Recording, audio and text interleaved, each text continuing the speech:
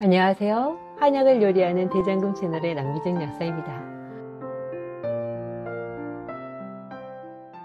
오늘은 병원에선 특별한 이상이 없다고 하고 처방약을 먹어봐도 완전히 나아진다는 느낌 없이 계속되는 속 울렁증과 어지러움, 왜 이렇게 자주 재발되는 건지, 완전히 치료하는 방법은 없는 건지 한번 알아볼게요.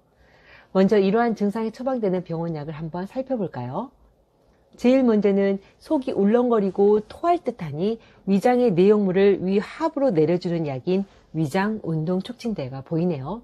여기에 두통이 동반되니 통증을 위해 타이레놀도 추가되었고요. 멀미약으로 알려진 항히스타민제도 어지러움과 구토를 유발하는 뇌신경을 차단할 목적으로 꼭 처방되는 편이에요. 처방 전에 은행잎 성분이 들어간 게 보이나요? 은행잎이 다른 나무에 비해 굉장히 빠른 속도로 무성하게 자란다는 걸 아시나요? 이를 보고 혈액순환제로 개발되었다는 뒷이야기가 있어요. 연구에 따르면 은행잎은 뇌혈류가 정체된 것을 혈액순환을 촉진하여 어지러운 증상을 개선하는 데 도움이 된다고 알려져 있어요. 마지막 신경안정제인 디아제팜은 왜 먹는 걸까요?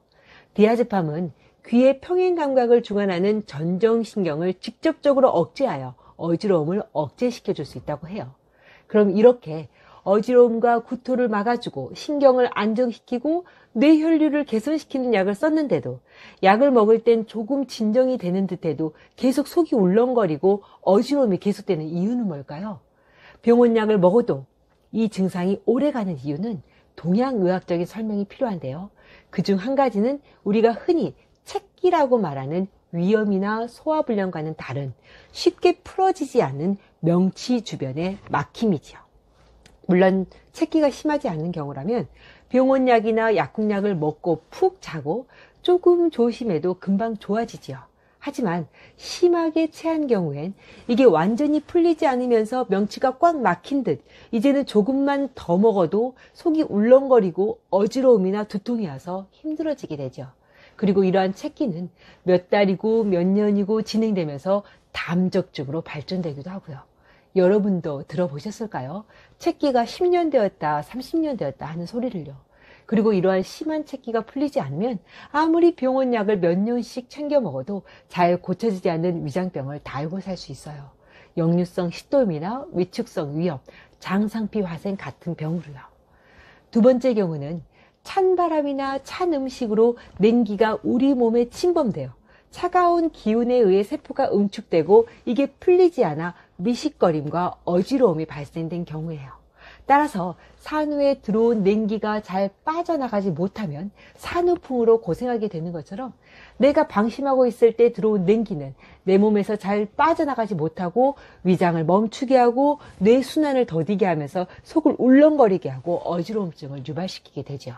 그리고 이러한 책기와 냉기가 얽히면 더 고질적이고 고치기 힘든 담적증으로 발전하게 되면서 만성 소화불량, 만성 어지러움, 만성 두통, 만성 피로 등으로 삶의 질이 현저히 떨어지게 되는 거고요.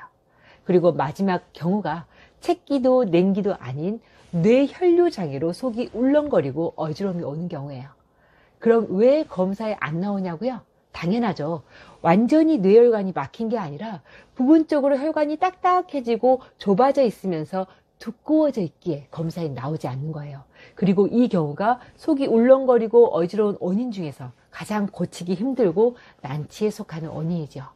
자, 그럼 원인을 알았으니 속이 울렁거리고 어지러운 증상은 어떻게 치료하는 걸까요? 아무래도 서양의학으로는 완전히 치료하기는 힘든 병이기에 동양의학적 치료 방법을 말씀드려 볼게요. 제일 먼저 책기가 심한 경우엔 소화기관의 정체된 기를 풀어내려주고 근육의 긴장을 풀어주는 약초들을 사용하게 되어요. 보조적으로 소화효소를 보충해주거나 소화액 분비를 촉진하는 약초들도 들어가고요. 하지만 책기가 오래되어 명치 주변의 근육 긴장이 좀처럼 풀리지 않는다면 이제는 이 뭉쳐진 것을 강하게 풀어내려주는 약초들을 추가하게 돼요. 흔히 타적제라고 불리우는 담적을 치료하는 약초들이 들어가는 거죠. 간혹 끈적끈적한 가래 같은 담이 계속 만들어지는 경우엔 이런 담음을 녹여주는 바나라는 약초도 쓰게 되어요. 하지만 바나는 독성이 있는 독초에 속하는 약초로 함부로 오래 사용하면 안 되니 부작용에 대한 고민도 없이 바나가 들어간 약들을 함부로 먹으면 안 되겠죠? 그럼 냉기로 인해 속이 울렁거리고 어지러움이 온 경우에는요, 이 경우엔 당연히 냉기를 내보내는 약초가 필수적으로 들어가야 해요.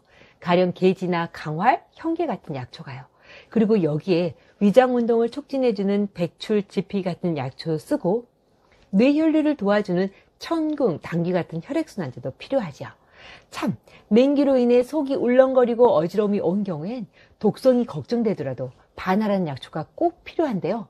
이는 반하가 아니면 냉기에 의해 발생된 끈적한 가래 같은 담을 녹여 없애는 것이 힘들기 때문이에요.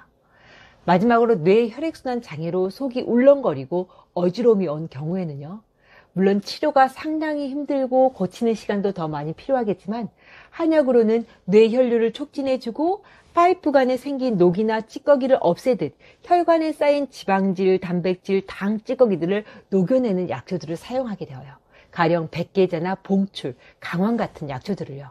그러면서 점차 뇌의 혈액과 내수를 충전시켜주는 약초들로 뇌에 영향을 주고 뇌 혈액순환을 지속적으로 촉진시켜주면 100%는 아니어도 뇌는 상당히 많이 개선되게 되어요. 그럼 이런 질문들이 나올 수 있을 것 같아요.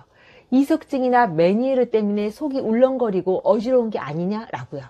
거기에 대한 동양의학적 대답은 이석증이나 메니에르는 어지럽고 속이 울렁거리게 하는 원인이 아니고 그 자체가 체기나 냉기 혹은 뇌순환이 안 되어 일어난 결과다라는 거예요.